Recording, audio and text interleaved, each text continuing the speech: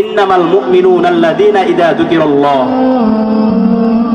যারা মুমিন বান্দা, পরিপূর্ণ মুমিন, তাদের কিছু গুণ এই আয়াতের মধ্যে আল্লাহ তাআলা বলেছেন। পরিপূর্ণ মুমিন বান্দা কারা হইছে, কিভাবে হইছে, যদি হতে হয় তাহলে কি করতে হবে, সেই গুণগুলো আল্লাহ তাআলা এই আয়াতে উল্লেখ করেছেন। আল্লাহ পাক রব্বুল আলামিন বলেন, ইন্নামাল মুমিনুনা আল্লাযীনা ইযা যুকিরাল্লাহ ওয়াজিলাত কুলুবুহুম। আল্লাহ পাক রব্বুল আলামিন বলেন, আমার খাস মুমিন বান্দা যারা, তাদের বিশেষ কিছু গুণ আছে। আল্লাহ পাক রব্বুল আলামিন বলেন, ইযা যুকিরাল্লাহু ওয়াজিলাত কুলুবুহুম, যখন আমার মুমিন বান্দাদের সামনে আমি রবের কথা আলোচনা করা হবে, আমি আল্লাহর কথা যখন মুমিন বান্দাদের সামনে আলোচনা করা হয়, আমি আল্লাহর জন্য যখন মুমিন বান্দাদেরকে ডাকা হয়, ওয়াজিলাত কুলুবুহুম, ওই মুমিন বান্দাদের অন্তরে কম্পন সৃষ্টি হয়ে যায়।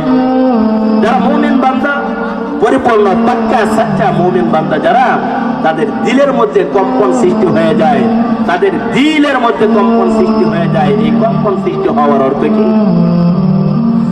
যারা মুমিন বান্দা, আল্লাহ পাক রব্বুল আলামিনের কথা যখন আলোচনা করা হয়, এর কয়েকটা ব্যাখ্যা আছে। যেমন মুয়াজ্জিন যখন মাইক দিয়ে ডাকে, আল্লাহ পাকের বরত্ব বর্ণনা করে, আযান যখন দেয়, আল্লাহু আকবার আল্লাহু আকবার, তখন মুমিন বান্দা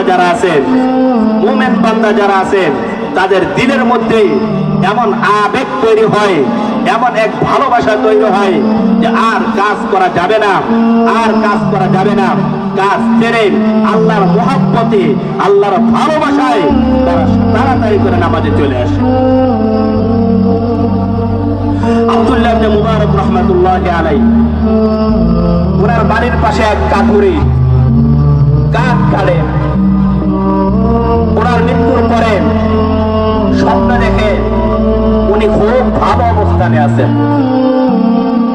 কি ব্যাপার, আমার বাড়ির পাশে এই লোক তো কাজ করতো, দিনমজুর ছিল, কাঠ কাটতো, কিন্তু দেখি মৃত্যুর পরে উনি অনেক ভালো অবস্থানে আছে, ব্যাপার কি? খোঁজ খবর নিলেন। খোঁজ খবর নেওয়ার পরে জানতে পারলেন তার তো বিশেষ কোনো আমল ছিল না। একটা আমল এমন ছিল, সে যখন কাঠ কাটতো, কুরআন যখন উপরের দিকে উঠাই